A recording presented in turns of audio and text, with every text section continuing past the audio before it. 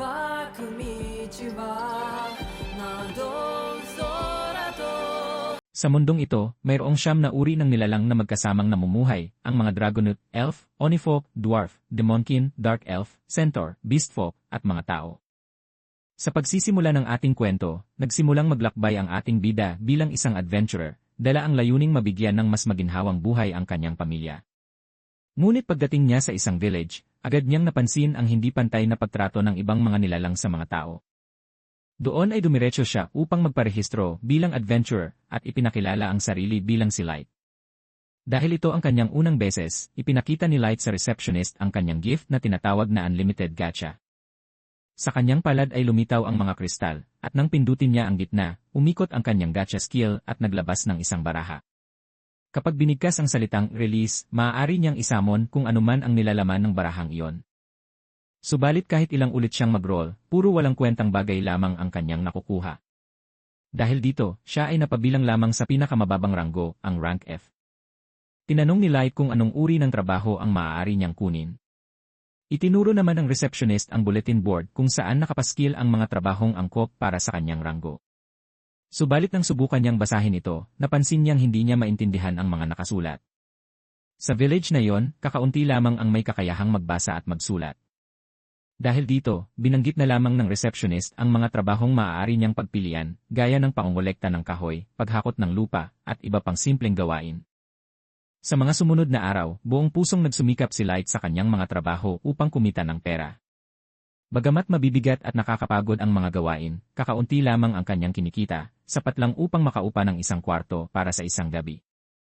Ngunit hindi nagtagal, agad na sinalubong si Light ng kamalasan nang makasalubong niya si Wolf, isang aroganteng adventurer. Ipinagpilitan ni Wolf na nadumihan daw ni Light ang kanyang damit, at dahil dito ay pinilit niya itong magbayad.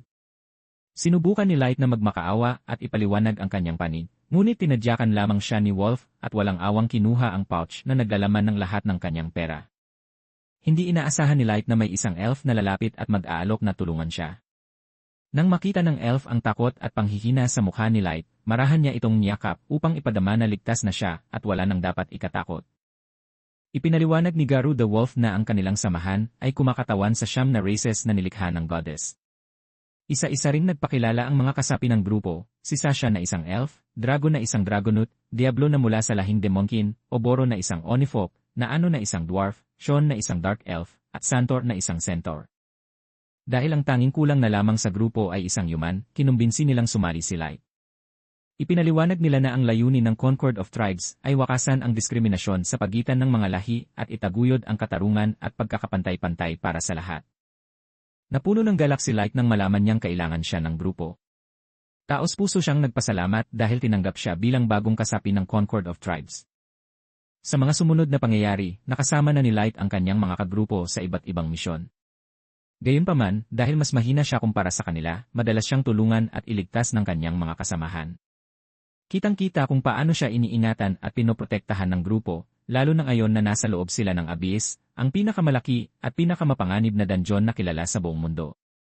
Habang abala si Light sa paghahanda ng tsaa, nagulat siya nang biglang sabihin ng kanyang mga kasamahan na tatanggalin na siya sa kanilang party.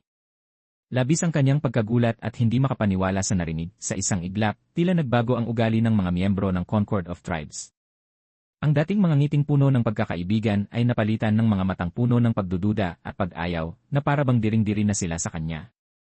Unay inisip ni Light na isa lamang itong biro, ngunit agad nilang nilinaw ang katotohanan. Ipinahayag nila na ang tanging dahilan kung bakit siya tinrato ng maayos noon ay dahil sa utos ng isang nakatataas, isang taong may interes sa kanyang gift. Ngunit ngayon na napag-alaman ng mga superior na hindi pala siya isang tunay na maestro, tuluyan na nila siyang binasura at binaliwala na parabang wala na siyang halaga. Nabalot ng matinding takot si Light nang ipag-utos ni Draco na siya ay patayin, alinsunod sa utos ng mga nakatataas na huwag na siyang hayaang mabuhay. Ilang sandali pa, walang awang sinugatan ni Garu ang kanyang mukha gamit ang matatalas nitong bakal na claws, dahilan upang bumulwak ang dugo sa kanyang pisngi. Sa gitna ng matinding sakit at takot, pinilit ni Light na tumakbo palayo, ngunit agad siyang tinamaan ng pana ni Sasha, na tumama sa kanyang hita. Habang siya ay nakahandusay, naririnig niya ang halakhakan ng mga miyembro ng Concord of Tribes, tila tuwang-tuwa sa kanyang paghihirap. Patuloy siyang sinisipa at tinutulak habang halos mawalan na siya ng ulirat. Sa desperasyon, pilit siyang gumapang palayo hanggang sa hindi inaasahan, lumitaw ang isang teleportation magic trap. Sa isang iglap, nilamon siya ng liwanag at nawala mula sa kanilang paningin, dinala sa ibang palapag ng abyss, malayo sa kamay ng mga nagtaksil sa kanya. Doon, habang nagbabalik tanaw, naalala ni Light ang dating ipinakitang kabaitan ng kanyang mga kaparty. Ngunit sa pagninilay, napagtanto niyang pawang kasinungalingan lamang pala ang lahat, matagal na nilang balak siyang patayin. Sa galit at dalamhati, tahimik na ipinangako ni Light sa sarili na hindi siya mamamatay sa lugar na yon at ipaghihiganti ang kanyang sarili sa tamang panahon. Ngunit ilang sandali pa, isang nakakatakot na nilalang ang biglang lumitaw sa kanyang harapan, isang level 1000 na halimaw na sa mga kwento at alamat lamang ay naririnig, ngunit ngayon ay nakatayo na sa harap niya, handang hamunin ang kanyang tapang at kakayahan. Dahan-dahan nilalapitan si Light ng dambuhalang halimaw, at sa sobrang takot, halos hindi na niya alam kung ano ang kanyang gagawin. Ang tanging sandata niya lamang ay ang kanyang gift, ang unlimited gacha. Sa labis na desperasyon, pinagsama ni Light ang lahat ng kanyang lakas at tapang, at buong puso niyang ibinuhos ang kapangyarihan ng kanyang gift upang makapagsamon at harapin ang halimaw. Biglang kumislap ang mga gem ng gacha ni Light, na ngayon lamang niya tunay na napansin. Ilang saglit pa, isang babaeng tinig ang lumabas mula sa summon entity, mariing sinabi na hindi ito magpapakita ng awa sa sinumang magtatangkang saktan ang kanyang master. Tinawag pa nitong maliit na tuta ang dambuhalang halimaw, at sa isang iglap, naglaho ito, sumabog sa maliliit na piraso na mistulang alikabok lamang. Lumabas sa liwanag ang babaeng nagsuot ng damit na kahawig ng isang maid, na may aura ng kapangyarihan at determinasyon, malinaw na siya ang nagpatupad ng makapangyarihang pag-atake para ipagtanggol si Light. Lumapit ang babae kay Light at marahang hinawakan ang kanyang pisngi. Agad na nawala ang lahat ng sugat at pinsalang tinamo niya at ramdam niya ang init ng pangangalaga. Tuwang-tuwa ang maid nang malaman nito ang pangalan ng bida at paulit-ulit niya itong tinawag na Master Light habang mariing binigkas ng babae ang kanyang panunumpa, parang isang maid of honor na handang ialay ang buhay upang protektahan ang kanyang master. Matapos nito, ipinakilala niya ang kanyang sarili bilang May, isang level 9999 ever-seeking maid, at kinumpirma na siya nga ang super ultra rare card na nagmula sa unlimited gacha ni Light. Ang kapangyarihang noon lamang niya natutunan at ngayon ay ganap nang nakilala. Bagamat nagulat si Light at sinabi na imposible yon, dahil sa mga nakaraang role ay puro walang kwentang item lamang ang kanyang nakukuha mula sa gacha. Ginamit ni May ang kanyang appraisal skill upang masuri at maunawaan ang tunay na kakayahan ng unlimited gacha ni Light. Sa tulong nito, nalaman nila ang potensyal at kapangyarihang nakatago sa kanyang gift na noon ay hindi pa niya lubos na naipapakita. Ipinaliwanag ni May na ang unlimited gacha ni Light ay may walang hangganang kakayahan, at ang posibilidad o rarity ng mga card ay nakadepende sa kapal ng mana sa paligid.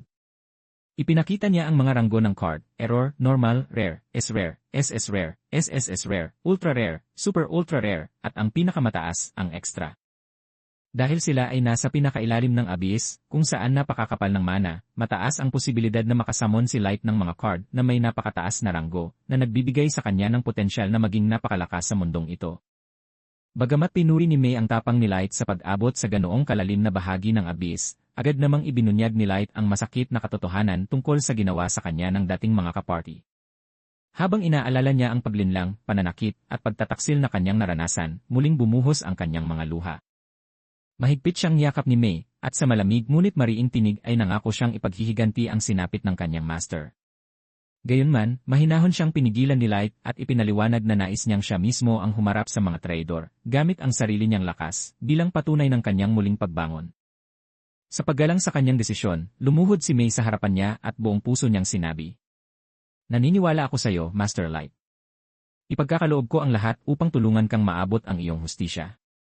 Nagpasalamat si Light sa kabutihan at katapatan ni May dahil dito, nagpasya siyang gamitin muli ang kanyang unlimited gacha sa loob ng abyss upang magtayo ng isang kaharian sa kailaliman ng abyss, isang lugar kung saan magsisimula siyang magbukas ng daan tungo sa kanyang matinding paghihiganti. 乾く道は窓空と 3 taon na ang lumipas. Sa isang grand palace na matatagpuan sa pinakailalim ng abyss, muli nating nasaksihan ang ating bida, kasama si May. Pagdating nila, agad silang sinalubong ng mga maid na sabay-sabay na yumuko at bumati, sabay tawag kay Light ng, "Welcome back, Master." Kitang-kita sa mga ngiti at kilos ng mga maid ang kanilang paghanga at labis na tuwa sa pagbabalik ng kanilang minamahal na Master. Naglalakad si Light sa isang pamayanang siya mismo ang namumuno. Habang naglalakad, magalang siyang binabati ng mga mamamayan at tinatawag na Master bilang tanda ng kanilang paggalang. Sa kanilang paglalakad, napag-usapan nila ni Mei na sa loob ng 3 taon, patuloy na lumalaki ang populasyon ng kanilang nasasakupan, kaya't napapanahon na upang muling repasuhin at ayusin ang kabuuang sistema ng kanilang pamahalaan. Kasunod nito ay ang pag-uusap tungkol sa quartet na nagmula sa summon cards ni Light. Una ay si Aoyuki, isang super ultra rare tamer na may level 9999, na kasalukuyang nagsusuri at gumagawa ng detalyadong mapa sa upper perimeter ng Abyss. Sunod naman ay si Ellie, isang SUR Witch level 9999, na abala sa paglikha at pag-eksperimento ng mga bagong uri ng mahika batay sa mga plano ni Light. Pangatlo ay si Nazuna, isang SUR Knight level 9999, na responsable sa pagbabantay sa paligid ng kastilyo at kilala sa kanyang husay sa close combat. Pagbalik sa palasyo, sinalubong ni Jack si Light, isang UR card holder na may level 7777. Matapos ang maikling bati, magkasama silang nagtungo sa training grounds upang magsanay. Pag-umpisa pa lamang ng kanilang sparring, agad nakapunto si Light, tinamaan si Jack ng isang malakas na suntok sa tiyan na nagpaatras dito. Sa biro ni Jack, sinabi niya, buti na lang at isa akong barricade. Kung hindi, baka patay na ako sa lakas ng suntok mo, Master Light. Pagkatapos nito, sabay silang sumugod at muling nagsalpukan ng kamao, at sa bawat palitan ng atake, kapansin-pansing lalo pang lumalakas at pinapabuti ni Light ang kanyang kapangyarihan. Samantala, sa kabilang bahagi ng palasyo, makikita ang masigla at palakaibigang si Nazuna na masigasig na nagpapatrolya sa paligid. Habang nag-ikot, nilapitan siya ng 4 na maid na masayang bumati, at buong paghanga siyang pinuri dahil sa kanyang kasipagan at dedikasyon sa trabaho. Ngunit makalipas ang ilang sandali, bahagyang nag-iba ang tono ng kanilang usapan nang maglapit ang mga maid at humiling ng isang pabor kay Nazuna, ang silipin ang isang lugar na mahigpit na ipinagbabawal sa kanila. Sa kabila ng kanilang mga inosenteng ngiti, kapansin-pansin ang kahina-hinalang kislap sa kanilang mga mata, na tila may tinatagong pakay sa kanilang hinihiling. Maya-maya, kumatok si Nazuna sa isang silid, at pagbukas ng pinto ay bumungad sa kanya si Mei. Doon niya nalaman na ang tinutukoy na off-limits area ng mga maid ay walang iba kundi kwarto mismo ni Light. Maingat na ipinaliwanag ni Mei na yon ay isang secure area na tanging si Light lamang ang may pahintulot na pumasok. Nang balak na sana niyang paalisin si Nazuna, bigla itong nagtanong, anong ginagawa mo sa kwarto ng master? Agad nagpalusot si Mei, gamit ang maid's code, na dapat daw silang may ginagawa kahit wala ang kanilang master. Habang pilit niyang pinapakalma ang sitwasyon, pasimpleng pumasok si Nazuna sa loob ng kwarto, at doon niya napansin ang kama ni Light kung saan tila may gumulong-gulong at sumisipa-sipa habang mahigpit na yakap ang unan at inaamoy ito. Sa eksenang iyon, kapwa na tahimik ang dalawa at halatang-halata sa mukha ni Mei ang pagka-guilty sa kanyang nahuling ginagawa. At dahil likas na madaling mauto si Nazuna, labis itong ikinatuwa ni Mei. Ilang sandali pa, iniabot ni Nazuna ang isang papel na naglalaman ng mga reklamo at demand ng 4 na maid hinggil sa hindi pagpapahintulot ni Mei na makapasok sila at maglinis sa kwarto ng kanilang master. Nakasaad pa sa dokumento ang kanilang boto ng yes para alisin sa posisyon si Mei na tinawag pa nilang tyrannical head maid. Kasabay nito, tila may kasunduan silang sigaw na talunin, talunin, talunin habang ipinapahayag ang kanilang himutok laban kay Mei. Dahil sa sobrang inis, mariing sinambit ni Mei na siya na mismo ang bahala sa mga fairy maids. Bilang kapalit ng tahimik na pag-alis ni Nazuna, inabutan niya ito ng 3 barya, na agad namang tinanggap ng walang pag-aalinlangan, tanda ng tagumpay ni Mei sa maayos, at medyo tusong, pagresolba ng sitwasyon. Si Nazuna naman ay agad nagtungo sa bayan upang bumili ng kanyang paboritong dorayaki at isang bote ng gatas. Pagbalik niya sa palasyo, napansin niya si Aoyuki na nakaupo sa balcony, kaya masigla niya itong binati at sinubukang kausapin. Gayunman, sa tuwing may sasabihin o inaalok na tulong si Nazuna, puro mayaw lamang ang isinasagot ni Aoyuki, na parabang isa siyang pusa. Sa sobrang kulit at pagpupumilit ni Nazuna na makipag-usap, sa bandang huli ay napilitan din si Aoyuki na magsalita ng normal, at kalmado niyang sinabi, tapos na lahat ng dapat kong gawin. Napakamot na lang ng ulo si Nazuna, sabay ngiting bahagyang naiilang, habang iniisip kung seryoso ba talaga si Aoyuki o sadyang gusto lang siyang asarin. Sunod na pinuntahan ni Nazuna ang throne room ni Light, at sa kanyang masiglang pagdating ay buong siglang sumigaw ng dorayaki. Sa sobrang likot at enerhiya niya, hindi sinasadyang naputol ang pakpak ng angel design na nakaukit sa trono ni Light. Agad siyang nataranta at halos hindi malaman ang gagawin. Sa pagmamadali, pilit niyang ikinabit muli ang naputol na bahagi, umaasang hindi ito mapapansin. At nang sa tingin niya ay maayos na ulit, mabilis siyang tumakbo palayo, iniwan ang trono na bahagyang nakatagilid, tanda ng kanyang inosenteng, ngunit nakakatawang pagkakamali. Samantala, matapos ang kanilang matinding pagsasanay, nagtungo sina Light at Jack sa bath area upang magpahinga. Habang nakalublob sa mainit na tubig, pinuri ni Jack si Light sa husay nitong gamitin ang sarili niyang lakas bilang sandata. Ayon kay Jack, bihira ang tulad ni Light na may kakayahang makipaglaban sa pinakailalim ng abyss, ngunit hindi ibig sabihin nito na siya lamang ang may ganoong kapangyarihan. Sang-ayon naman si Light at seryosong tumugon, sa ibabaw ng mundo, marami pa akong hindi alam. Kaya kailangan kong mag-ingat, lalo na't hindi ko pa nakakalimutang maghiganti. Sa taon, abala si Nazuna sa pagsubsob ng mukha sa isang salamin habang tinitingnan ang isang pares ng gloves na armas na matagal na niyang gustong bilhin. Habang abala siya sa paghanga, biglang lumapit si Ellie, na agad niyang tinanong, bakit ka nandito? Kalma namang sumagot si Ellie, tapos na lahat ng gawain ko, kaya free na oras ko ngayon. Ngunit bago pa man makasagot si Nazuna, sinabayan ito ni Ellie ng nakangising biro, emot ka talaga, Nazuna. Dahil doon, agad uminit ang ulo ni Nazuna, at nagsimula ang asaran at pagtatalo ng dalawa sa gitna ng kalye, tila nakasanayan na nilang paraan ng pakikipagkaibigan, puno ng ingay, inis, at halakhakan na umaalingaw-ngaw sa paligid.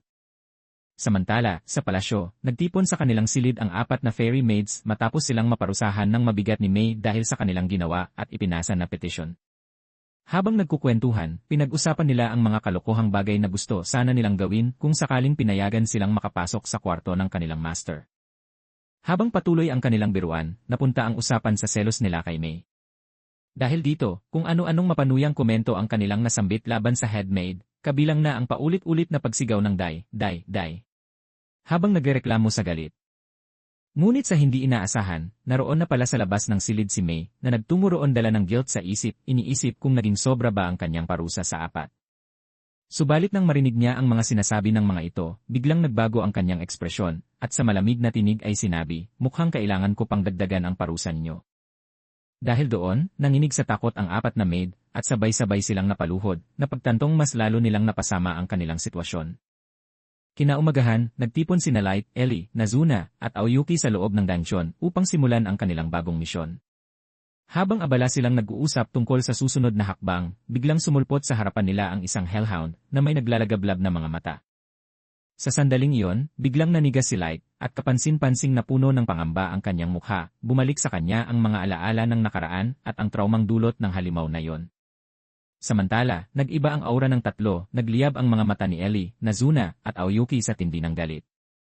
Sabay-sabay nilang ipinahayag ang kanilang pagkayamot, at sa parehong sandali, unti-unting bumalot sa paligid ang nakakakilabot na enerhiya mula sa kanilang level 9999 na kapangyarihan. Sa sobrang takot, napatupi ang hellhound na parabang isang maamong tuta, nakayuko at nanginginig sa harap ni Light. Agad itong napansin ni Light, kaya mabilis niyang inawat sina Nazuna, na handa nang umatake. Lumapit siya sa hellhound at mahinahong hinaplos ito, na parabang isang alagang aso lamang. Ginawa ito ni Light dahil alam niyang kung pababayaan niya ang 3, ubusin talaga nila ang lahat ng hellhound sa paligid.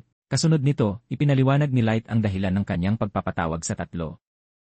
Ayon kay May, dumating na ang tamang oras upang isakatuparan ang kanilang plano dahil kumagat na sa patibong ang kanilang target. Labis na natuwa ang 3, lalo na nang sabihin ni Light, umaasa ako sa inyo. Sa mga salitang iyon, ramdam nila ang bigat ng tiwala na ibinibigay sa kanila, at sabay-sabay nilang ipinangako ang kanilang buong suporta. Pagkatapos noon, nagsimula na silang maghanda sa paglalakbay, handang isakatuparan ang unang hakbang ng paghihiganti na matagal nang pinaghandaan ni Light sa loob ng 3 taon. Ang kanilang unang destinasyon, the City of Wolves, ang lungsod kung saan naninirahan ang matapang na wolf na si Garuo, ang susunod na hakbang sa kanilang mapanganib ngunit maingat na plano.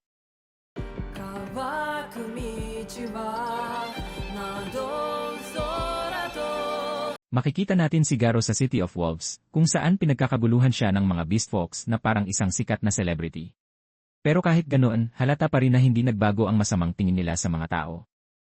Sa isang bar, patuloy na pinupuri si Garo ng kanyang mga kasama. Halatang umaasenso na siya sa buhay, kaya't nililibre niya ang kanyang mga alalay, mga taong labis na humahanga sa kanya dahil alam nilang galing din siya sa hirap. Ipinagmamalaki naman ni Garo ang kanyang instinctual perception, isang kakayahang gumagamit ng pang-amoy upang makilala ang tunay na pagkatao ng sinumang kanyang paglilingkuran. Naitanong ng mga kasama ni Garo ang tungkol sa naging trabaho niya 3 taon na ang nakalipas, ang Concord of Tribes.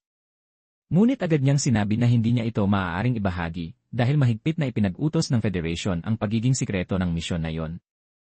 Sa isip ni Garo, iyon ang pinakamadaling trabahong nagawa niya, dahil ang tanging kailangan lang niyang gawin ay patayin si Light na pinaghihinalaan ng Federation bilang isang maestro. Dahil sa tagumpay na yon, naging tanyag at labis na yumaman si Garo. Gayunman, nananatili pa rin sa isip ni Garo ang matinding pagnanais na malaman kung ano nga ba talaga ang maestro, ang misteryosong bagay na pinagnanasaan ng bawat bansa. Ngunit ayon sa kanyang instinct, alam niyang puro kapahamakan lamang ang naghihintay sa kanya kung ipagpapatuloy pa niya ang paghahanap ng kasagutang iyon. Maya-maya, lumapit sa kanila si May at nagtanong kung si Garo nga ba ang dating miyembro ng Concord of Tribes. Agad naman niyang sinagot na siya nga ang hinahanap, saka tinanong kung ano ang kailangan nito. Doon nagsimula ang pagpapanggap ni May na nagpakilala bilang maid ni Master Light, isang bagay na labis na ikinagulat ni Garo, lalo na nang marinig niyang tinawag nitong Master si Light. Ipinaliwanag ni May na matagal na niyang hinahanap ang kanyang master, at sinabi niyang si Light ay isang mahalagang personalidad mula sa angkan ng mga nobles. Bagamat naghihinala si Garo, naisip niyang kung totoo ang sinasabi ni may pagkakataon siyang kumita ng malaking halaga mula rito. Bagamat may bahagyang pagdududa, naisip ni Garo na dahil isang yuman na babae lamang si May, wala siyang dapat ikatakot. Ngunit sa likod ng kanyang isipan, unti-unti na siyang nakabuo ng masamang balak laban dito. Kaya pumayag siyang tulungan si May at idinahilan na hindi pera ang dahilan ng kanyang pagsang-ayon, kundi ang pagiging malapit nila ni Light, na itinuring na rin niyang parang sariling kapatid. Sa gitna ng usapan, nagyabang pa siya na siya ang magiging susunod na leader ng Wolf Tribe. Sa susunod na eksena, nagtungo na sila patungong Abyss, habang si Garo naman ay palihim na pinag-isipan ang masasama niyang balak laban kay May. Habang binabagtas nila ang daan, unti-unti niyang binabalikan sa isip ang lugar kung saan niya minsang tinangkang patayin si Light, at doon niya planong isakatuparan ang kanyang masamang layunin. Tuluyan na nilang narating ang lugar. Habang nagdadalamhati si May, lihim na hinarangan ni Garo at ng kanyang mga alalay ang tanging exit upang maisakatuparan ang kanilang masamang plano. Ngunit laking gulat ni Garo nang habang nakayuko si May, bigla itong nagsalita at binanggit ang labis niyang awa sa mga karumal-dumal na ginawa ng Concord of Tribes laban sa kanyang master noon. Agad na tumalon pa atras si Garo at pasigaw na tinanong kung sino talaga si May at para kanino siya nagtatrabaho. Nanlilisik sa galit ang mga mata ni May nang biglang dumating si Master Light upang pigilan siya. Sa malamig na tinig, sinabi ni Light na si Garo ay kanyang laruan. Labis na nagulat si Garo nang makita ang batang lalaki na may suot na hood dahil inakala niyang matagal nang patay si Light. Nang tuluyan nitong ipakita ang kanyang mukha, napasigaw si Garo sa labis na pagkabigla. Binati ni Light si Garo nang may malamig na ngiti at sinabing, oras na upang maningil, kasama pa ang 3 taong interest. Napatanong naman ang mga tauhan ni Garo kung kilala ba talaga ng kanilang boss ang batang lalaki. Tumawa si Garo at muling nilait si Light dahil sa pagkakaalam niya, level 15 lamang ito, samantalang siya ay level 150.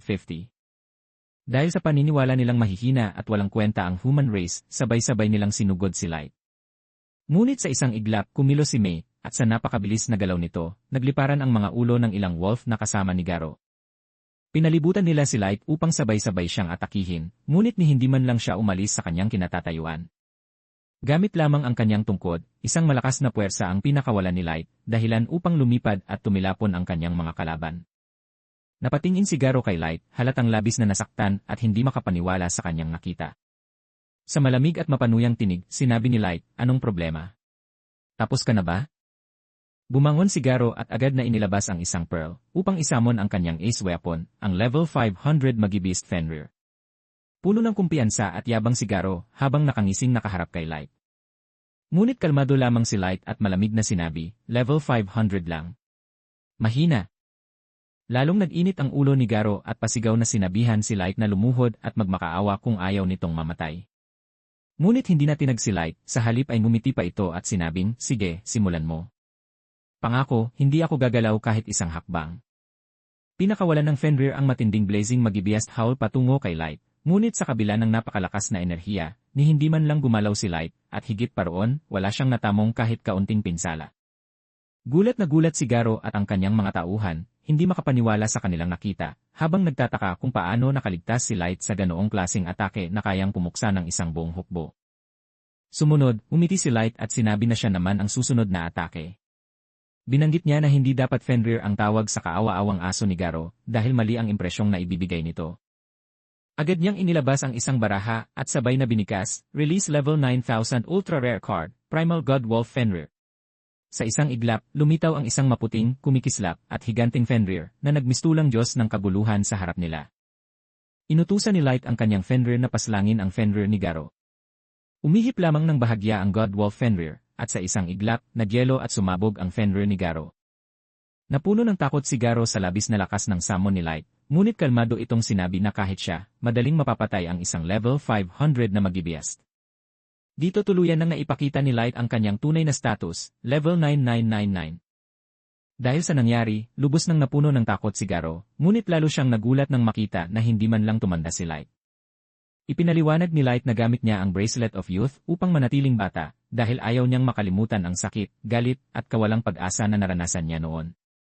Tuluyan nang nawala ng pag-asa si Garo dahil sa ipinakitang labis na lakas ni Light at alam niyang mamamatay na siya sa sandaling iyon. Kaya ang naiisip niya ay magmakaawa kay Light at humingi ng tawad. Nagpakumbaba siya at idinahilan na pinilit lamang siya ng Federation at ng kanyang mga tauhan na gawin ang masasamang bagay kay Light, isang dahilan na ikinagalit at ikinainis ng kanyang mga kasama dahil malinaw sa kanila na hindi iyon ang totoo. Sinubukang alamin ni Light ang tungkol sa maestro, bakit nais itong hanapin ng gobyerno, at kung bakit siya noon ay pinapapatay, ngunit tila wala talagang alam si Garo tungkol dito. Samantala, nagtangkang linlangin siya ng ibang kasama ni Garo sa pamamagitan ng pagsasabing alam nila ang tungkol dito.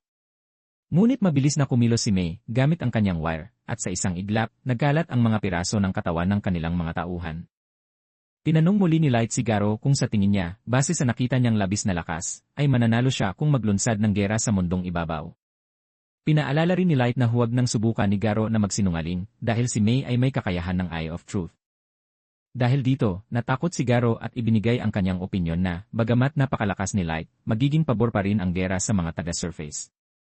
Ayon sa kanya, kahit sobrang taas ng level ni Light, nag-iisa pa rin siya kumpara sa tagal ng panahon na nakapag-ipon ng mga armas, armor, at espesyal na kagamitan ang mga taga-mundong ibabaw. Kapag nagkaisa ang mga ito upang sugurin si Light, maaaring maging mahirap para sa kanya ang labanan. Sumang-ayon si Light dahil ito ang inaasahan niyang magiging sagot. Sumunod, nag-teleport sila sa ibang lugar bago niya itanong ang isa pang bagay kay Garo. Pagdilat ni Garo, lumaki ang kanyang mga mata sa nakita, ang throne room ni Light, punong-puno ng kanyang mga alagad. Dahan-dahang lumakad si Light papaupo sa kanyang trono, habang ang mga alagad ay nakayuko bilang tanda ng paggalang. Sunod, ipinag-utos niya sa kanyang napakaraming tauhan na ipakita ang kanilang mga status, upang higit na maipakita ang kapangyarihan at organisasyon sa ilalim ng kanyang pamumuno. Ipinakita ni Light ang level ng kanyang mga summon, 9,000, 8,000, 6,000, 5,000, 7,777, 1,500, 3,000, at ang pinakamataas, ang quartet na level 9,000, 900 at 999. Sinabi niya na ito ang puwersang naipon niya sa loob ng 3 taon. Muli niyang tinanong si Garo kung sa tingin niya, mas malaking sansa ba silang manalo kung maglulunsad siya ng gera laban sa mga taga-mundong ibabaw. Si Garo naman ay tila nawala na sa sarili, namumutla sa takot sa kanyang nasaksihan, isang damdamin na ikinatuwa naman ni Light, dahil alam niyang napuno si Garo ng takot at kawalang pag-asa, mas malala pa kaysa sa kamatayan. Sa isip ni Garo, sila ang dahilan kung bakit napabayaang maging isang halimaw si Light, na kayang tapusin ang mundo sa isang iglap lamang.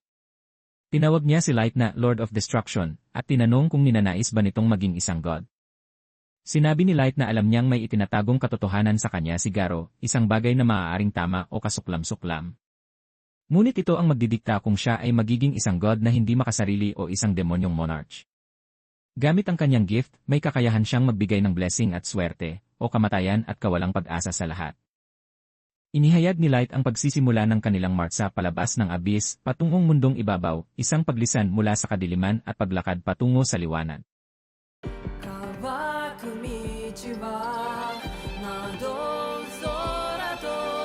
Mabilis na bumalik si Light sa kanilang tahanan upang hanapin ang kanyang mga magulang at mga kapatid. Gayunpaman, laking gulat niya nang madatnan niyang lubos nang nawasak ang kanilang buong bayan ng isang hindi pa natutukoy na puwersa. Makalipas ang 6 na buwan, matapos maihatid sa huling hantungan ang mga labi ng mga nasawi, nanatili pa ring may pag-asa si Light dahil hindi pa natatagpuan ang katawan ng kanyang mga kapatid. Nagpatuloy sa kanyang paglalakbay si Light kasama sina Nemumu at Gold, na palaging nagtatalo sa kabila ng pagiging pareho nilang ultra-rare card na may level 5,000. Maging ang simpleng pagpili kung saan at paano sila magpapahinga ay nagiging dahilan ng kanilang pagtatalo, pati na rin ang paraan ng pagsasalita ni Gold sa kanilang master. Dahil dito, kahit dala pa rin ni Light ang bigat ng pagdadalamhati, hindi niya maiwasang mapangiti sa kanilang dalawa. Binanggit ni Light na sa ngayon, ang pinakamainam nilang gawin ay mag-ipon muna ng intel. Kahit alam nilang may kalakasan sila, mahalagang maging handa bago sila tumalon sa isang malaking digmaan. Pumasok din sa isip niya ang posibilidad na may kaugnayan ang pagwasak sa kanilang bayan sa mga taong naghihinala sa kanya bilang isang maestro. Lalo itong nag-umapaw sa kanyang kuryosidad dahil tila tanging isang tunay na maestro lamang ang kayang magpasimula ng ganitong karumal-dumal na pagdanak ng dugo. Muling umapaw ang galit ni Light, lalo na kung ang tunay na dahilan ng pagpaslang sa kanyang pamilya ay bunga lamang ng isang baluktot na kasamaan. Sa kanyang isipan, tiniyak niya na gagawin niyang impyerno ang mundo para sa may kagagawan nito. Kaagad namang pinaalalahanan siya ni Gold na napakalakas ng enerhiya niyang naglalabas at nasa gitna pa sila ng bayan. Dahil dito, mabilis na ginamit ni Light ang card na Fool's Mask upang kontrolin ang kanyang aura. Ilang sandali pa, tumayo siya sa harapan ng puntod ng kanyang mga magulang, nangako ng paghihiganti, at magalang na nagpaalam bago sila muling tumuloy sa kanilang misyon. Naglakbay sila patungong dagas, at habang nasa biyahe, ay mabilis na pinaalalahanan ni Gold si Nemumu tungkol sa maling pagtawag niya kay Light. Sa mundong ibabaw, hindi dapat mabanggit ang pangalang Light. Mula ngayon, Dark ang gagamitin nilang tawag sa kanya. Mahalaga ito upang hindi sila agad matunto ng Concord of Tribes na posibleng may kinalaman sa trahedyang nangyari. Parte ng kanilang plano na magparehistro muna siya sa guild bilang isang adventurer at unti-unting itaas ang kanyang rank para magkaroon sila ng access sa mas sensitibong impormasyon at mas malalaking misyon. Sa loob ng kagubatan, nadaanan nila ang isang mag-ama na napapalibutan ng mga magnanakaw. Agad na kumilos sina Nemumu at Gold upang hulihin at supilin ang mga ito bago pa man masaktan ang mag-ama. Bilang pasasalamat sa kanilang pagligtas, inimbita ng mag-ama sina Light o Dark sa katawagan sa mundong ibabaw na sumakay sa kanilang karwahe patungo sa syudad ng dagas. Habang nasa biyahe, ipinahiwatig ni Light na sila ay mga bagong adventurer at magpaparehistro sa dagas upang simulan ang kanilang pag-angat sa ranking at makakuha ng mas mahahalagang misyon sa hinaharap. Ang dagas ay isang malaking southern city sa loob ng Dwarf Kingdom, matatagpuan sa hangganan ng Human Kingdom at ng Elven Kingdom sa kanluran. Kilala ito sa malalalim at mataas na kalidad ng mga dansyon na naglalaman ng bihirang resources, dahilan kaya't dagsa ang mga adventurer mula sa iba't ibang panig ng mundo. Pagkarating nila sa tarangkahan ng dagas, magalang na nagpaalam si Light sa mag-amang sina Kernel at ang kanyang anak. Inalok niya ang mga ito ng lugar na maaaring pagdalhan kung sakaling gabihin sila, at sinabi niyang maaari silang magpahinga sa hotel na pinaghihintayan nila kapag natapos na niya ang kanyang pakay sa syudad. Unang beses ni Nemumu sa isang syudad sa mundong ibabaw kaya namangha siya sa laki at sigla ng dagas. Si Gold naman ay agad na na-attract sa mga weapon at armor shop sa paligid. Pagsapit nila sa Adventurer Guild, kapansin-pansin agad ang malamig na tingin ng iba, dahil gaya ng nakasanayan, mababa pa rin ang tingin sa mga humans dito. Nanatiling kalmado si Light, alam niyang mas mahalaga ang misyon nila kaysa sa anumang panghuhusga. Sa oras ng registration, agad nagreklamo si Nemumu nang ibigay kay Light ang rank F. Ipinaliwanag naman ng receptionist na lahat ng bagong adventurer ay doon talaga nagsisimula.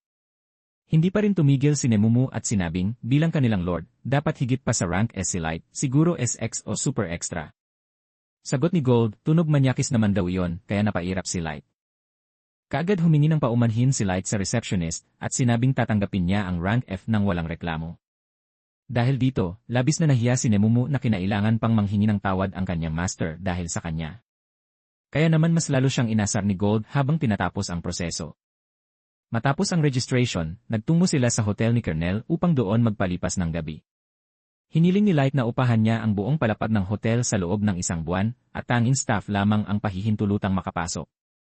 Agad niyang iniabot kay Kernel ang isang bag na puno ng gold coins na agad nitong ikinagulat. Nais sana ni Kernel na tanggihan ang bayad bilang pasasalamat sa kanilang pagliligtas, ngunit mariing ipinilit ni Light na tanggapin ito bilang patas na transaksyon. Pagdating ni Light sa kanyang silid, agad niyang ginamitan ang buong palapag ng mga card na silent, magic jamming, at detection upang matiyak ang kanilang seguridad. Dahil sa pag-aalala, sinabi ni Nemumu na kahit gaano kalakas si Light, hindi pa rin nawawala ang posibilidad na mapahamak siya. Mas mainam sana kung nanatili na lang siya sa abyss at hinayaan ang kanyang mga samon na isakatuparan ang plano. Lalong nag-alab ang galit ni Light sa sinabi ni Nemumu. Mahigpit niyang pinanindigan na siya mismo ang haharap sa mga may sala at tutupad sa kanyang paghihiganti. Sa tindi ng aura niyang biglang kumawala, nanginig si Nemumu sa takot. Mabuti na lamang at maagap na namagitan si Gold, kaya unti-unting kumalma si Light at napagtanto ang kanyang naging pag-ugali. Sa huli, taos-puso siyang humingi ng paumanhin kay Nemumu, inaaming nadadala siya ng kanyang emosyon dahil sa bigat ng kanilang misyon. Kinaumagahan, nagtungo si Light kasama sina Nemumu at Gold sa entrance ng dungeon. Sinalubong sila ng masiglang paligid, puno ng tindahan ng potion, kagamitan, at mga adventurer na abala sa paghahanda. Hindi nagtagal ay napukaw nila ang atensyon ng mga tao roon. Una, dahil sa kumikinang na gintong armor ni Gold, sunod sa kapansin-pansing kagandahan ni Nemumu, at panghuli kay Light na nakasuot ng isang misteryosong maskara na agad nagdulot ng interes at pagdududa sa mga naroroon. Habang nakapila sila papasok ng dungeon, may tatlong nakahuod na basta sumingit sa unahan. Mabilis na napansin ni Light na isa sa kanila ay isang batikang mandirigma. Nakita nilang nais na magreklamo ng ilang batang human adventurers, ngunit natakot ang mga ito na baka mas mataas na uri ang grupong iyon, kaya nanahimik na lamang. Si Light ang sumita sa maling ginawa ng tatlong nakahud na nakisingit sa pila. Isa sa kanila ang agad nagtangkang itanong kung kilala ba ni Light ang kanilang binabangga, ngunit sagot ni Light, sa isang pilosopikal na paraan, ay hindi at muling ipinaalala ang kanilang pagkakamali. Tumawa si Gold at nagbigay rin ng puna si Nemumu sa kanilang asal. Lalo namang nainis ang nakaberdeng hood at ininsulto ang mga humans, sabay sabi na wala silang karapatang kausapin siya. Halos bunutin niya ang malaking nakabalot na espada sa kanyang likod, ngunit pinigilan siya ng kasama, sinasabing huwag na gumawa ng eksena. Sa huli, umalis ang grupo mula sa pila, ngunit hindi nila napigilan ang pagtawag at panlalait sa mga humans bilang bottom feeders. Pinuri ng mga humans si Light dahil sa pagpapaalis sa mga nakahud at nagpasalamat din ang grupo ng mga batang humans sa kanya. Nagtanong ang mga bata kung ito ba ang unang pagpasok ni Light at ng kanyang grupo sa dungeon, napansin kasi nilang walang dalang gear o equipment si Light. Ipinaliwanag ng mga bata na normal iyon dahil sa laki ng dungeon at kadalasang nagka-camping ang mga adventurer doon. Nagpasalamat si Light sa mga bata at naisip nilang dapat may dala rin sila ng gear upang hindi mabisto, ngunit nakalimutan nila ito dahil naiwan sa item box. Sunod, nakapasok na si Light, Nemumu, at Gold sa dungeon, at plano nilang aralin ng mabuti ang core nito upang malutas ang misteryo ng dungeon. Alam nilang magiging mahirap ang kanilang misyon, lalo na't kahit si Ellie ay nahihirapan dito. Nabanggit ni Light na ang dungeon ay puno ng mana, na lalong lumalakas habang mas lumalalim ang mga palapag. Ang kapangyarihang ito ay nagagamit upang makalikha ng iba't ibang bagay, mula sa mga halimaw at traps hanggang sa iba pang elemento, kaya naman ang dungeon ay may sariling mundo, isang mundong lubhang na iba sa mundong ibabaw. Narating nila ang palapag ng dungeon na napakaganda ng tanawin. Bilang paghahanda, ginamit ni Light ang kanyang mga cards na SSR Clairvoyance, SSR Conceal, at SSR Flight. Lumipad sila sa himpapawid upang magmatsyag sa loob ng dungeon, kaya naman muli napabilib sina Gold at Nemumu sa kapangyarihan ni Light. Sa kagubatang bahagi ng isang palapag sa dungeon, makikita ang kaninang nakahud na green na walang habas na pumapatay ng mga monster, galit pa rin sa nangyari kanina. Sinabi niyang siya ang pinakabatang elite warrior ng Elven Queendom's White Knights, si Keto, ang legendary hero na may dugo ng maestro. Muling inawat si Keto ng kanyang kasama, ang Dark Elf na si Yanaak, ngunit tinutukan lamang siya ng espada ni Keto habang nagsasalita. Sinisisi ang kanyang level na 1,500 dahil ayaw niyang tanggapin na kahit isang legendary hero tulad niya ay naabot na ang limit nito. Agad na sinabihan ni Keto si Yanaak na madaliin ang kanyang research upang umangat muli ang kanyang level. Nangako naman si Yanaak dahil sa kanilang alliance, ngunit may di maganda itong ngiti sa labi. Samantala, sa isip ni Keto, papatayin niya agad ang Dark Elf kapag nakuha na niya ang nais niyang level up. Pagkarating nila sa unang palapag habang lumilipad, napansin nila ang mga kabataang nakilala nila kanina sa entrance, pinalilibutan ng mga goblins. Nagawa naman ng mga bata na talunin ang mga goblins, ngunit nagulat sila nang biglang lumitaw si Light sa kanilang likuran. Yun pala, pinatay ni Light ang ahas na muntik ng matuklaw ang kasama nilang si Mia. Nagpasalamat muli ang mga kabataan kay Light, ngunit maya-maya ay nakaramdam sila ng puwersang papalapit. Nakita nila ang grupo ng mga Great Bush Wolves, na karaniwang hindi lumalabas sa kabubatan, na tumatakbo patungo sa kanila. Sinabi ni Light na hindi ito problema, at nagulat ang mga bata nang makita nilang tumakbo lang sa kanilang gilid ang mga wolves. Ngunit papalapit pa lang pala ang tunay na halimaw, at doon ay mas lalo silang natakot, isang higanteng quartzite mantis ang dumating.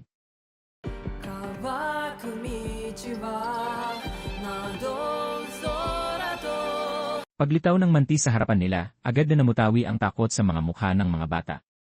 Mabilis na sinabi ng kanilang leader, kay Light na tulungan silang guluhin ang balanse ng halimaw, saka agad silang kumaripas ng takbo palayo.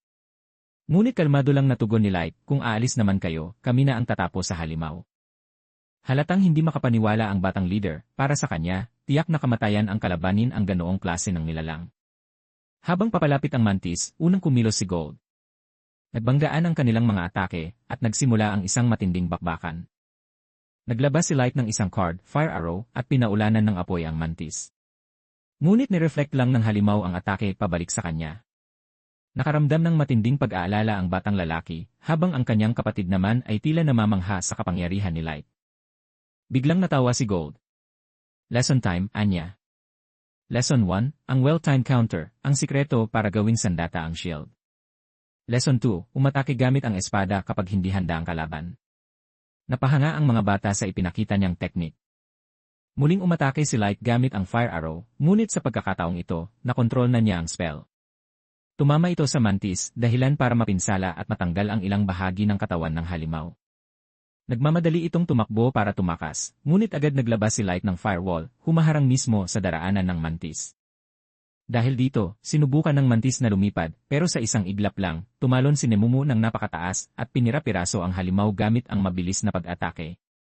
Napailing si Gold sabay sabi, sayang, paano pa natin maibebenta ang mga useful parts niyan? Natauhan si Nemumu at agad humingi ng tawad kay Light. Ilang sandali pa, napansin ng isa sa mga bata ang magic gem ng halimaw. Ipinaliwanag ni Light na magagamit nila ito upang mag-rank up.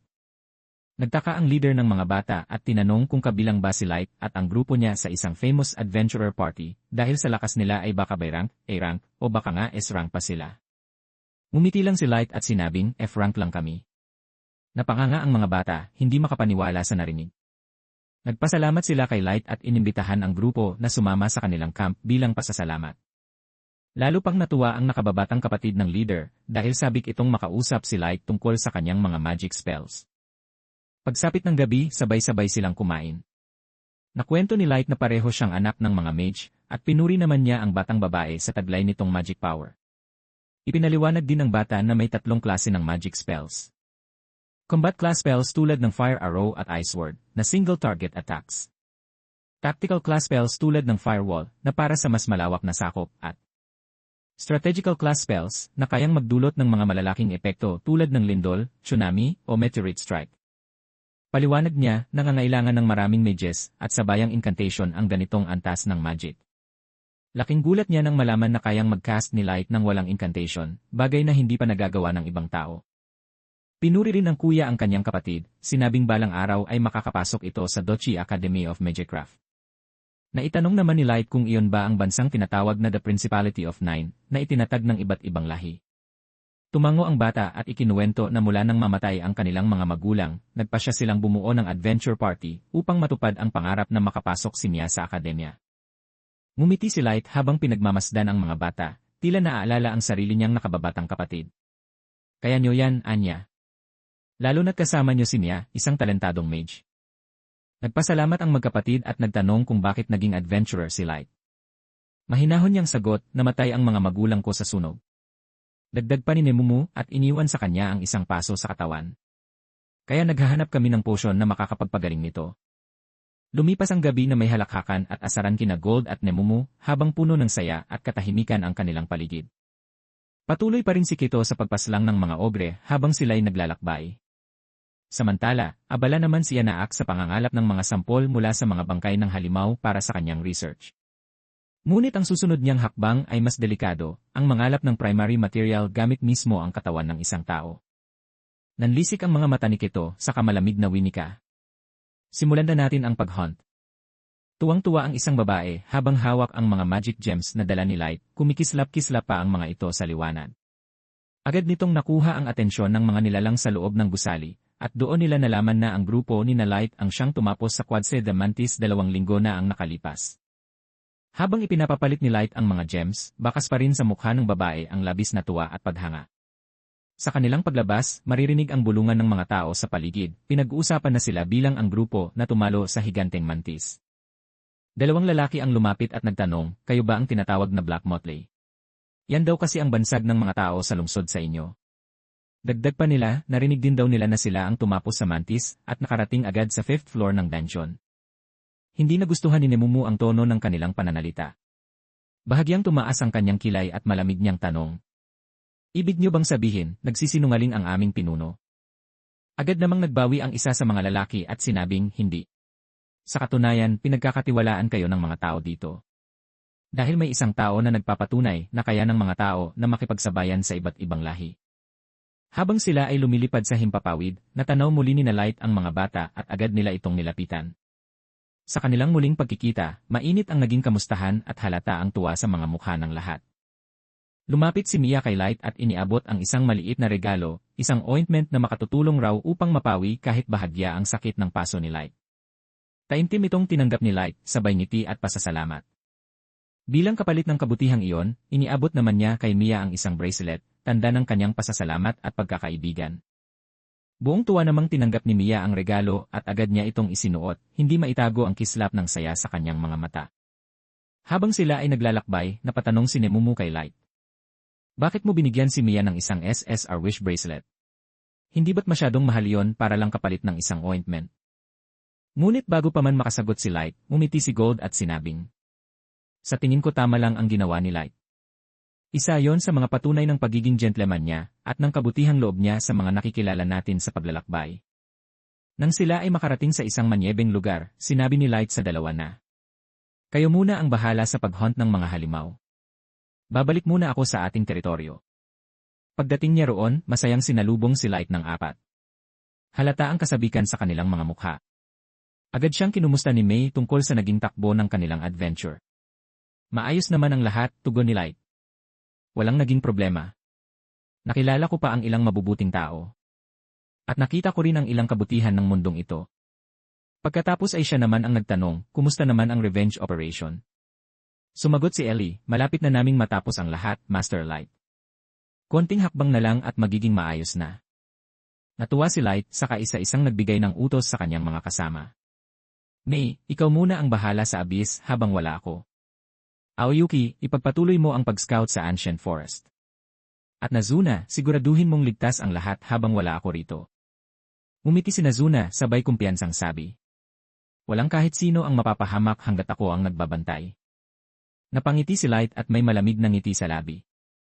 Magaling, dahil hindi na ako makapaghintay na makita ang miserableng mukha ni Sasha sa muli naming pagkikita.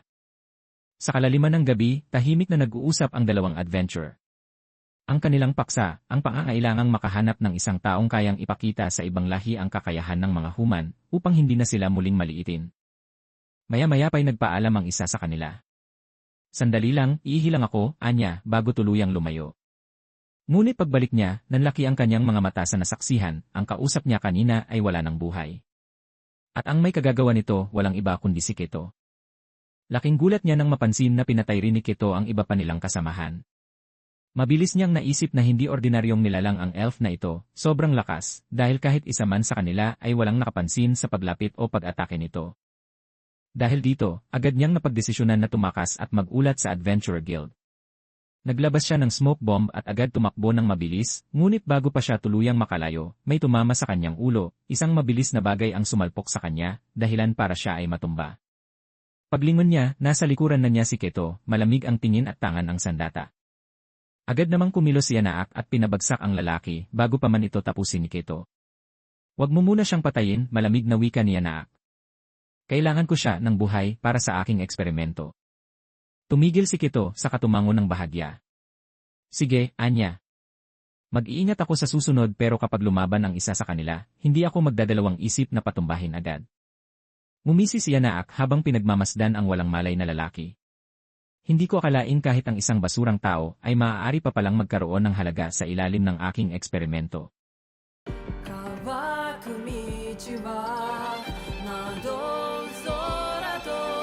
Muling nagreklamo si Nemumu dahil hindi niya matanggap ang bagong ranggo ni Light. Ipinaliwanag ng receptionist na hanggang D-rank lang ang maibibigay dahil iyon ang nasa sistema, ngunit kung makamit nila ang malaking tagumpay, maaari itong tumaas agad.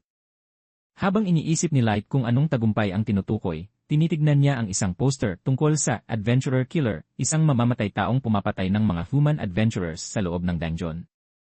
Kung mahuli nila ito, posibleng araw na mag-rank up siya.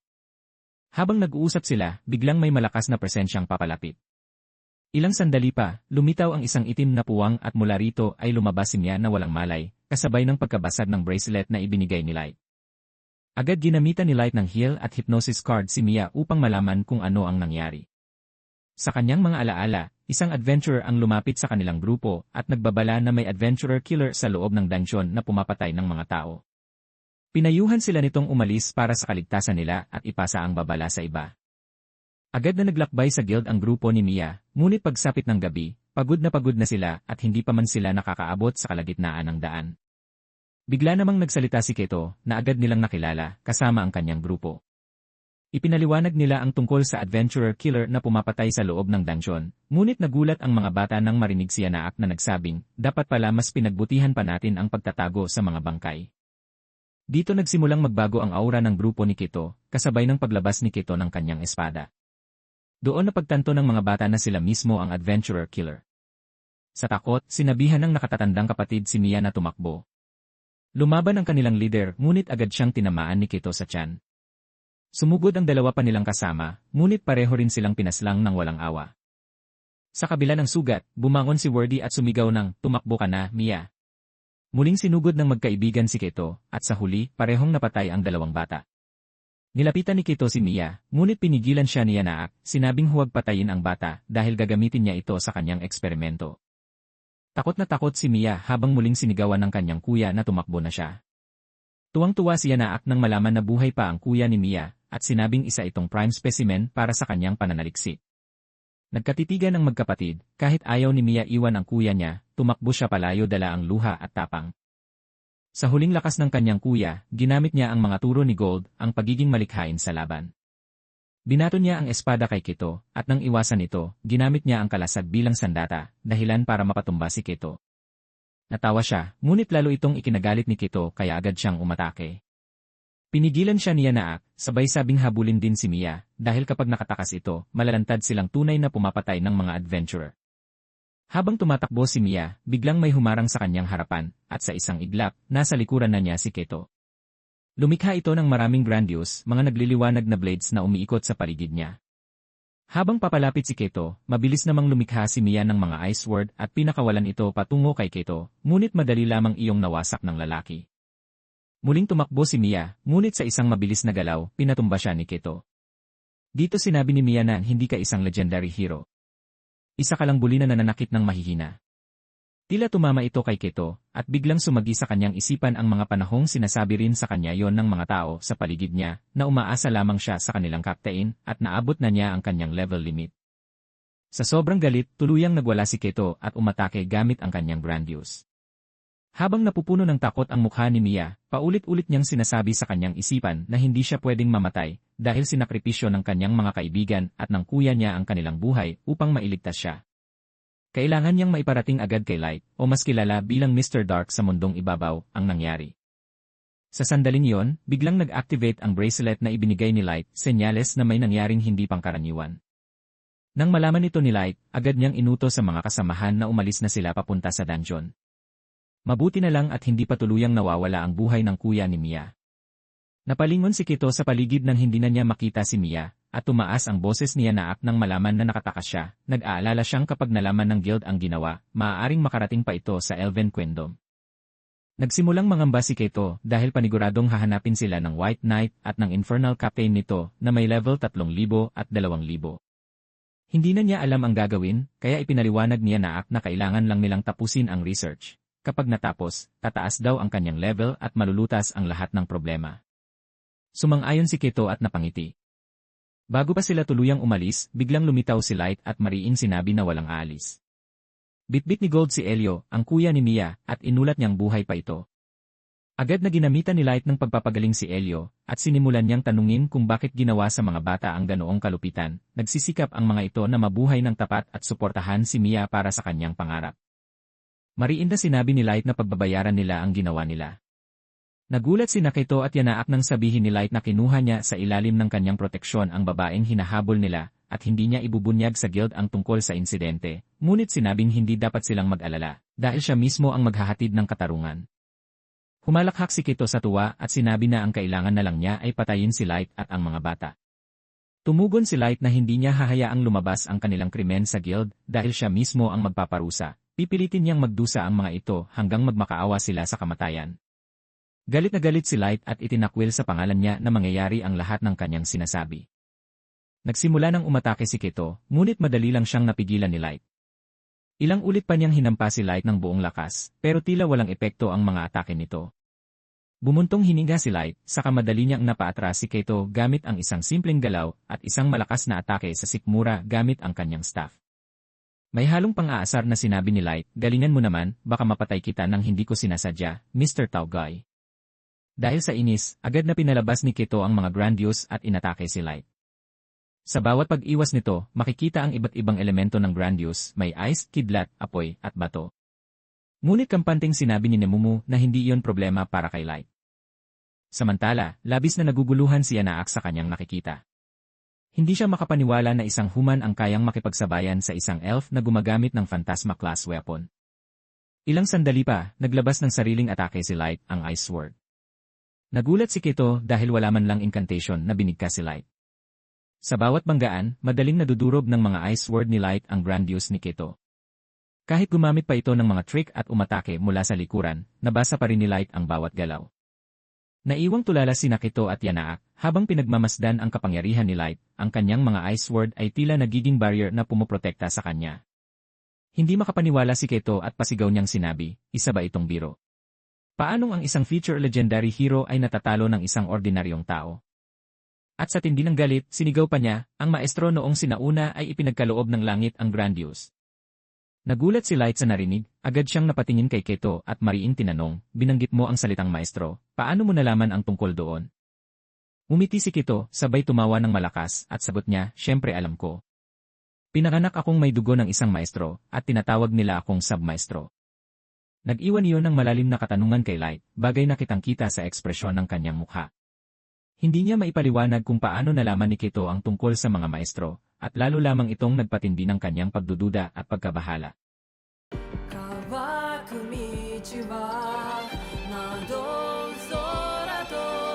Pinaubayan na ni Light kina Nemumu at Gold si Yanaak upang sila ang humarap dito. Ipinahayag niya na pababagsakin nila ang dalawa at dadalhin sa abyss para makakuha ng mahalagang impormasyon. Sa kabila nito, walang bakas ng takot kay Yanaak. Sa isang simpleng pagpitik ng daliri, nag-transform ang dalawang nilalang sa kanyang likuran, mga tinatawag niyang human-monster hybrids. Ang una ay kombinasyon ng rock lizard at tao, habang ang ikalawa ay pinaghalong troll at tao. Nakilala agad ni Light ang isa sa kanila, ang lalaking kumausap sa grupo sa entrance ng dungeon. Dahil dito, labis siyang nainis at tinawag si Yanaak na isang arrogant prick. Sa halip na maapektuhan, ipinagyabang pa ni Yanaak na isa siyang genius dahil sa kanyang mga eksperimento. Naghanda sina Nemumu at Gold para umatake, at kasabay nito ay sumugod na rin ang dalawang human-monster hybrids. Agad nilang tinanggap ang mga unang atake, ngunit napangisi lamang si Yanaak at sinabing, "Masyado pang maaga para sa inyong pagkapanalo." Muling tumayo ang dalawang halimaw, sabay sa pagsisimula ng pag-atake ni Keto kay Light. Muling sumugod si Nemumu, ngunit tila hindi iniinda ng halimaw ang kanyang atake. Maging ang mga strike ni Gold ay halos hindi naramdaman ng nilalang. Dahil dito, nagbago ang aura ng dalawa at napagdesisyonan nilang tapusin at bigyan ng kapahingahan ang mga human-monster hybrids na walang awang ginamit sa eksperimento. Sa isang mabilis at swabeng kombinasyon ng atake, nagawa nilang tuluyang pabagsakin ang mga ito. Sa unay natatawa pa si Yanaak, ngunit bigla itong napatigil nang mapansing hindi na nagre-regenerate ang kanyang mga nilalang. At bago pa siya tuluyang makabawi, ginamit ni Nemumu ang kanyang pinagbabawal na teknik, isang ataking dama ni Yanaak hanggang buto, dahilan para mamuti ang kanyang mga mata sa matinding sakit. Makikita ang matinding pagkatakot ni Keto sa pag-atake ni Light, ngunit agad itong napalitan ng inis nang maalala niya ang ngiti ng isang tao. Inipon niya ang grandiose sa kanyang espada, dahilan para ito'y lumiwanag at humaba. Ginamit niya ito upang atakehin si Light, at sa pag-iwas ni Light, napansin niya na may iba't ibang uri ng magic na naka-enchant dito. Nagmistulang latigo ang espada, ngunit kahit ganoon, madali pa rin itong naiiwasan ni Light ng walang kahirap-hirap. Patuloy sa walang habas na pag-atake si Keto, at dahil sa sobrang gigil ay napasigaw siya ng, "Patay ka talaga pag natamaan ka ng atake ko." Dahil dito, tumayo si Light sa harapan niya at may halong pang-aasar na nagsabi, "Sige. Atakehin mo ako." Mas lalo itong nagpainit ng ulo ni Keto. Buong puwersa siyang umatake, ngunit laking gulat niya nang hindi man lang dumikit sa katawan ni Light ang kanyang ipinagmamalaking ultimate grandiose technique. Mas lalo pang nang asar si Light, sinabing, sige, ulitin mo lang. Atakehin mo ako ng atakehin. Lubos itong ikinainis ni Keto, kaya't patuloy niyang inulit ang mga pag-atake, ngunit wala pa ring epekto kay Light. Sa huli, binasag ni Light ang grandiose ni Keto, sinikmuraan siya, at sinipa sa mukha, dahilan upang mapatumba siya sa lupa. Mariin niyang sinabi, hindi pa kita papatayin, hanggat hindi ka nagmamakaawa para sa sariling kamatayan. Tuluyang nanghina si Keto. Lumuhod siya at nakiusap na huwag siyang patayin. Ngunit malamig na sumagot si Light. Magmamakaawa ka na lang ba matapos mong ipagyabang ang pagiging legendary hero mo? Hindi ka nalalaban? Hindi yan ang ginagawa ng isang hero. Sina Elio, Gimra, at Wordy, ibinigay nila ang lahat para protektahan si Mia. Binigyan pa niya si Keto ng isa pang pagkakataon upang lumaban, ngunit duwag na itong tuluyan. Kita sa mukha nito ang purong takot habang nagsimula itong tumakbo palayo. Habang tumatakbo si Keto, nag-release si Light ng card, Solar Ray. Isang mabilis at matinding laser ang agad na bumaon at bumuta sa hita ni Keto, dahilan para mapasigaw ito ng ubod ng tindi sa sakit. Nagdesisyon si Light na ilibing sina Gimra at Wordy sa abyss, dahil puno ng mga halimaw ang loob ng dungeon, at hindi ligtas iwan roon ang kanilang mga katawan. Ipinaalam din niya kina Keto na isasama sila sa abyss, dahil marami pa siyang katanungan na kailangan nilang sagutin. Nag-teleport sila papunta sa abyss, at pagmulat ng kanilang mga mata, sinabi ni Light na nasa pinakailalim sila ng lugar na yon. Kita sa mukha ng dalawang ugok ang labis na pagtataka kung paano sila nakarating doon ng ganoon kabilis.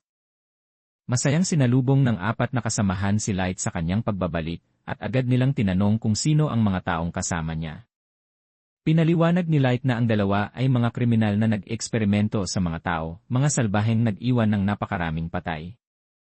Dito ay biglang nagbago ang aura ng apat, makikita ang galit, pagkabwisit, at ang handang-handa na nilang pahirapan at patayin ang dalawa anumang sandali.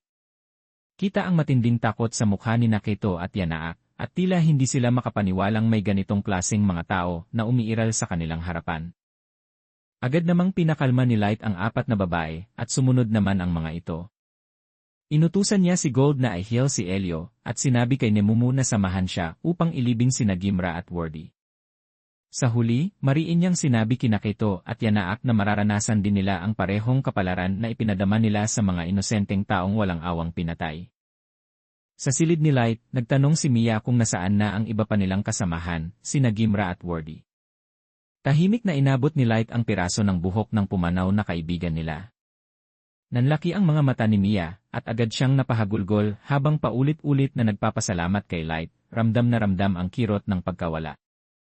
Kinabukasan, tumaas ang rank ni Light sa C-class, kahit hindi niya nahuli ang adventurer killer. Ayon sa receptionist, sapat na ang mahahalagang impormasyon na naibigay niya tungkol sa kaso.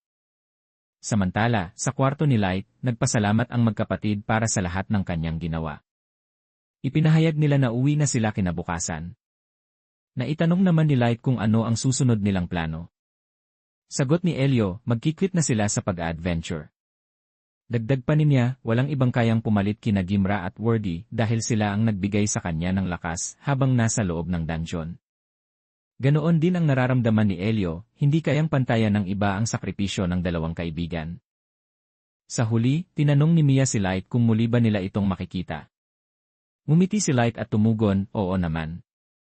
Dito makikitang muli ng suot ni Mia ang kanyang wish bracelet, na tila simbolo na muli silang magkikita ni Light.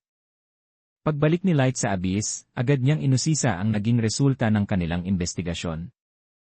Inabot ni May ang dokumentong naglalaman ng kumpletong findings, habang ipinaliwanag naman ni Ellie na ginamit niya ang kanyang Forbidden Magecraft upang silipin ang mga alaala ni Keto at Yanaak.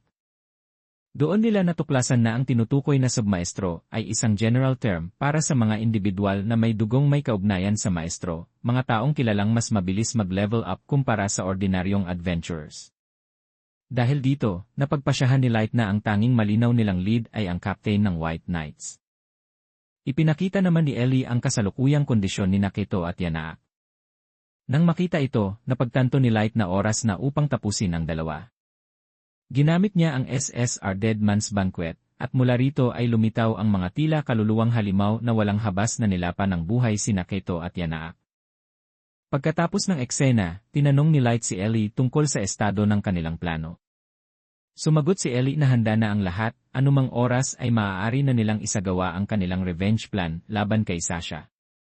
Nagsisimula ito sa pagdakip sa White Knights, na ang lahat ng kasalukuyang miyembro ay mga submaestro. Higit pa rito, ang vice captain ng grupo ay nagkataong engage kay Sasha. Dito na nagbigay ng utos si Light, mariin at walang pag-aatubili. Simulan na natin ang plano agad. Makikitang masayang nag-uusap sina Sasha at Sir Mikhael, habang tuwang-tuwa si Sasha sa pagkwento kung paano niya tinamaan ang binti ni Light gamit ang kanyang arrow. Idinagdag pa ni Sir Mikhael na ang pinakakinagigiliwan niya ay ang itsura ng mga tao, ang kanilang kaawa-awang mga mukha, sa tuwing nagmamakaawa sila para sa buhay bago tuluyang mamatay. Para raw sa kanya, nakakaaliw yon. Samantala, sa panig ni Light, hindi na siya makapaghintay na muling makita si Sasha. Sobrang tuwa ni Garou nang dumating siya, ngunit hindi maiwasan ni Light na isipin kung ano kaya ang magiging itsura ni Sasha kapag siya naman ang nagmamakaawa, kapag siya naman ang nanghihingi ng awa at nagsusumamong huwag patayin.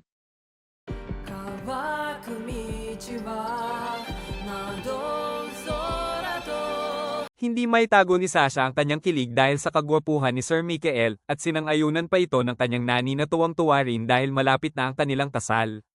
Habang nasa biyahe, biglang huminto ang kanilang sasakyan matapos maaksidente ang isang human na tagadala ng pagkain, natapon ang dala nitong supplies at dahil dito ay marahas siyang pinalo ng isang galit na elf. Nang tumingin si Sasha sa bintana, tila naaninag niya si Light.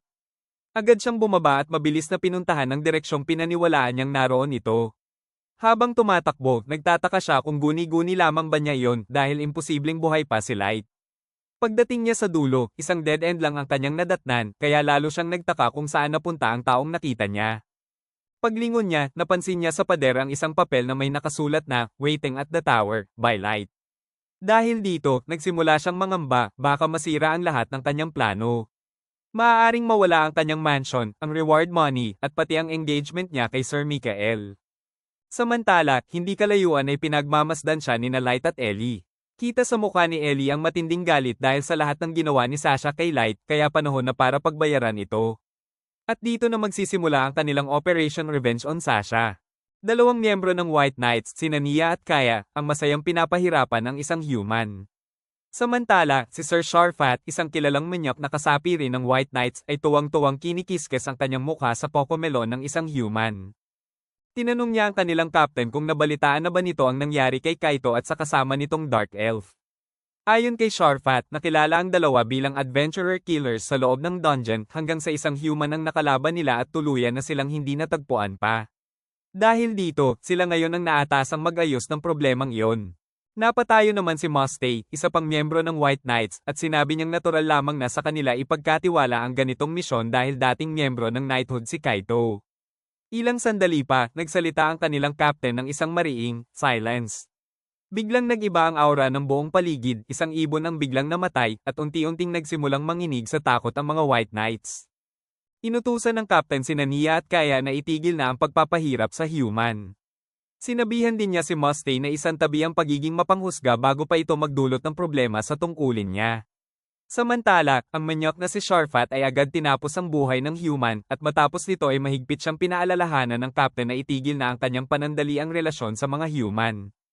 Ipinaalala ng captain na ang mga elves ang nagtataglay ng pinakamalakas na dugo ng maestro at ang White Knights ay binubuo lamang ng mga sub-maestro. Dahil wala pang bagong maestro ngayon, mariin niyang sinabi kay Sharfat na huwag gumawa ng kahit anong ikasisira ng kanilang reputasyon.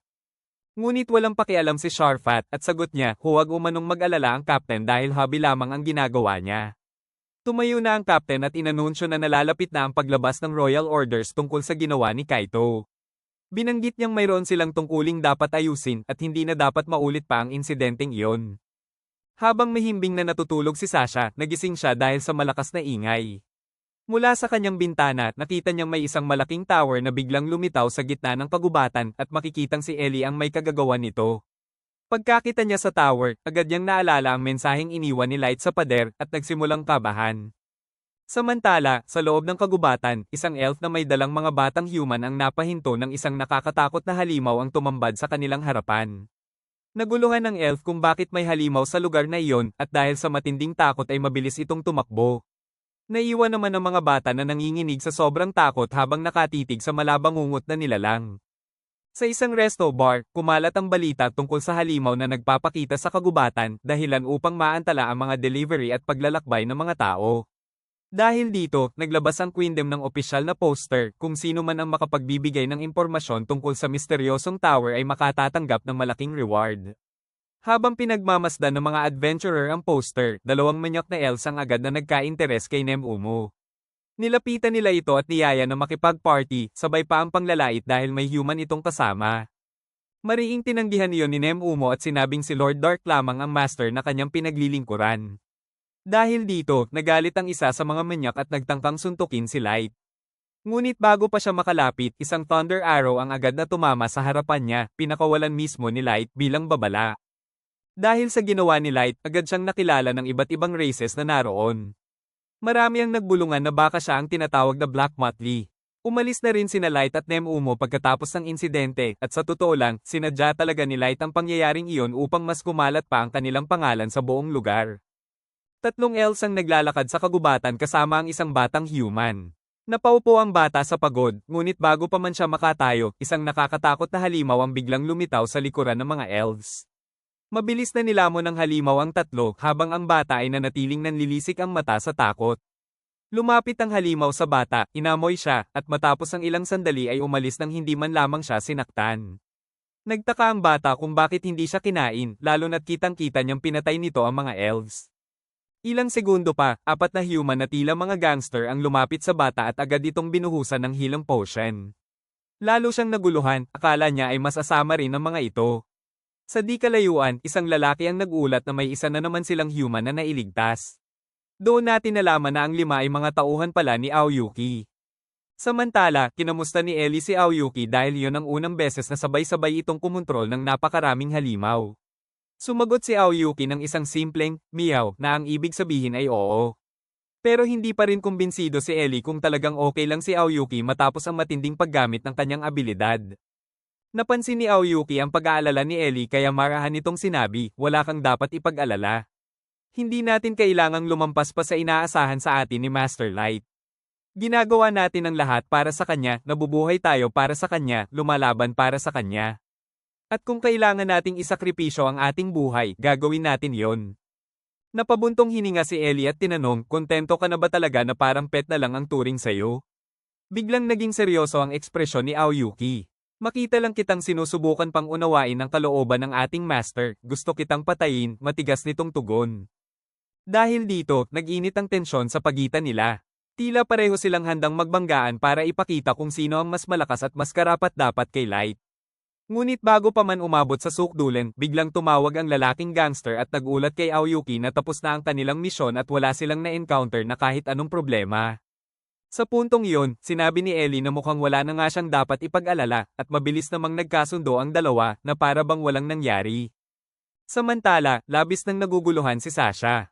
Hindi niya alam kung ano ang dapat gawin dahil ang kagubatan ay napuno ng mga halimaw na may mahigit level 1000 at imposibleng mapuntahan niya ang tower ng mag-isa.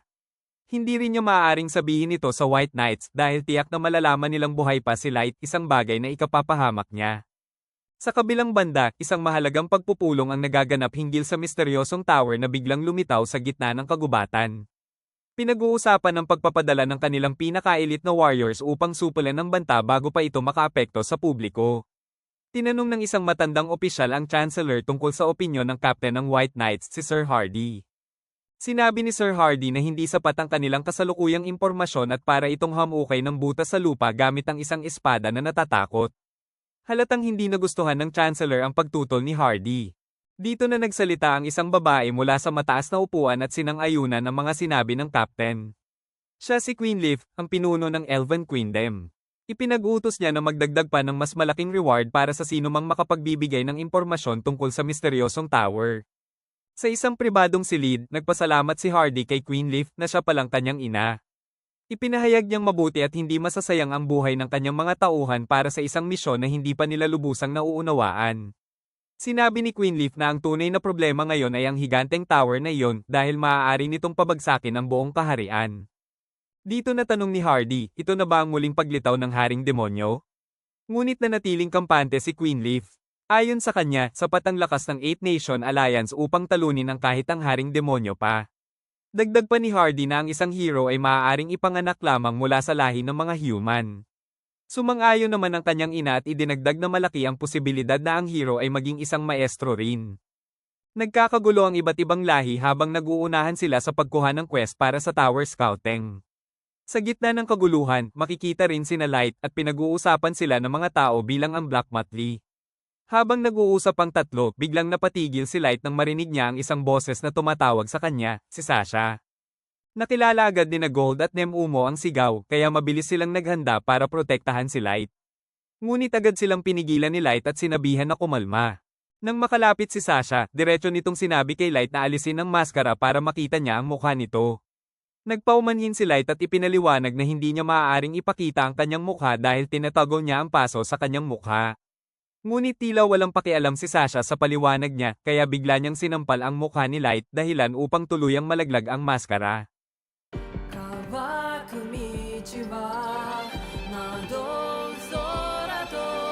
Habang naglalakad si Sasha, bigla niyang narinig ang isang boses sa hindi kalayuan at sigurado siyang kay Light yon. Agad niya itong nilapitan ng hindi nagdadalawang isip. Sa paglapit niya, tila batid na ni Light kung ano ang mangyayari, at kahit lumipas na ang 3 taon, hindi pa rin ito nalilimutan ang ginawa ni Sasha sa kanya noon. Pagharap nila, bigla na lang sinampal ni Sasha si Light upang tanggalin ang suot nitong maskara. Laking gulat niya nang makita na ang batang nasa harap niya ay hindi si Light. Nandidiri pa siya nang mapansin ang peklat sa mukha ng bata, kaya agad niya itong inutusan na isuot muli ang maskara. Pagkatapos nito, umalis na lamang siya nang walang pasabi. Samantala, natuwa naman si Light dahil matagumpay ang kanyang pagpapanggap gamit ang Fool's Mask. Matapos ang insidenteng yon, nagtungo na si Light sa kagubatan kung saan makikita ang dalawang manyak na may galit na ekspresyon, pareho pang nababalot ng puot laban sa kanya. Habang tumatakbo sila Light, binalaan niya ang dalawang manyak na humahabol na tumigil na kung ayaw nilang mamatay. Ngunit bingi ang dalawa sa pakiusap at tuloy-tuloy pa rin ang kanilang paghabol. Habang naghihintay si Light, nagulat pa siya na nagawa pang makahabol ng dalawang manyak sa kanila. Ipinahayag ng dalawa na iyon na raw ang katapusan ni na Light at dapat pa silang magpasalamat dahil isang elf ang papatay sa kanila. Ngunit hindi man lang natinag si Light at agad niyang tinawag si Mera. Ilang saglit lang ay lumitaw sa likuran ng dalawang manyak ang isang babaeng may matutulis na ngipin. Ramdam agad ng dalawa ang nakakakilabot na presensya nito. Mula sa mga kamay ni Mera, sumulpot ang napakaraming ahas na agad sumunggab at kumain sa dalawang manyak. Ayon kina Nemumo at Gold, kahit may kasama silang may kapangyarihang medyo creepy, nagpapasalamat pa rin sila dahil mabuti at maaasahan si Mera bilang bahagi ng kanilang team. Maya-maya pa ay dumating na rin ang iba pang kasamahan, sila Ice Hit, Mera, Suzo, at Jack. Masaya namang sinalubong sila ni Light at nag-apologize siya sa abala ng pag-escort sa kanya. Sagot naman ni Ice Hit, ayos lang dahil kung lilipad si Light habang naglalakbay, tiyak na makikita siya ng ibang adventurers. Habang naglalakad ang grupo, nagulat si Gold nang malamang sumali si Jack. Pinaliwanag naman ni Jack na hindi niya kayang pabayaan si Light lalo na't ginagawa nito ang lahat ng makakaya. Ngunit nang tawagin niya si Light na Lightmeister, biglang nag-iba ang aura ng mga babae at tinignan si Jack na para bang papatayin na siya anumang oras. Bago pa lumala, umawat na si Light at pinaalalahanan ng mga babae na may kasunduan siya at si Jack. Agad naman itong naintindihan ng grupo. Sa pagpapatuloy ng kanilang lakad, napansin ni Light na suot ni Ice Hit ngayon ang kanyang gauntlet dahil sa Abyss ay kadalasan itong naka-maid attire. Ipinaliwanag naman ni Ice Hit na pinag-aaralan niya ang lahat ng pasikot-sikot ng Maid's Code sa ilalim ni Mistress May. Naitanong din ni Light kay Nemumo kung babae nga ba si Suzo. Sagot ni Nemumo, oo, kaya napatigil si Light dahil nakalagay sa card ni Suzo ang androgynous. Dahil hindi nila alam ang eksaktong kahulugan nito, napagdesisyonan ni Light na itanong na lang kay Ellie mamaya. Maya-maya pa ay nakarating na sila Light sa tower at agad silang sinalubong ni Nazuna.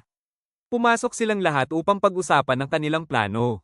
Kasama nila roon ang isang dragon, alaga ni Ellie, na tutulong sa kanilang operasyon. Ipinahayag din ni Ellie na ang top floor ng tower ay ginawang wedding hall para sa main event.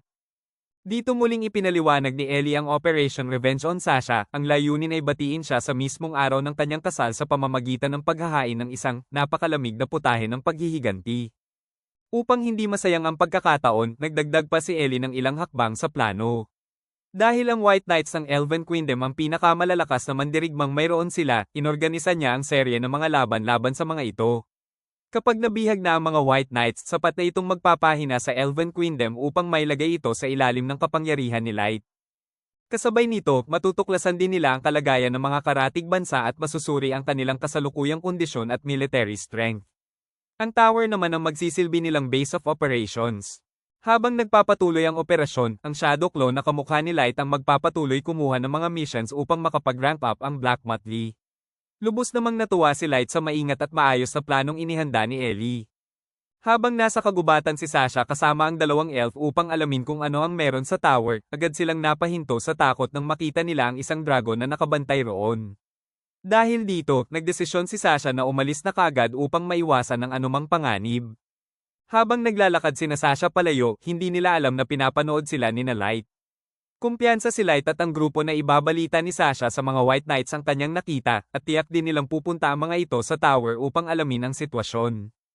Ipinahayag naman ni Ellie na ihaharap niya ang pinakamalalakas na mandirigma ng Abyss laban sa White Knights. Tiniyak pa niya na ang laban na magaganap ay hindi lang makakapagpahina sa puwersa ng kalaban, kundi magiging sapat na entertainment para kay Light. Sa Elven Queendom, agad ipinahayag ni Sasha ang mga halimaw na nakita niya sa tower, kabilang na ang dragon na nagbabantay mismo sa pasukan. Hindi makapaniwala ang mga nakikinig sa kanya, ngunit nagsalita ang Chancellor at kinumpirma na may natanggap din silang ulat mula sa grupong Black Motley, mga report na tumutugma sa sinabi ni Sasha. Dahil dito, tumayo si Hardy at mariing ipinahayag na siya at ang White Knights ang haharap sa dragon at lulutis sa misteryo sa likod ng tower. Nagpaalam naman si Sasha na nais niyang sumama sa White Knights.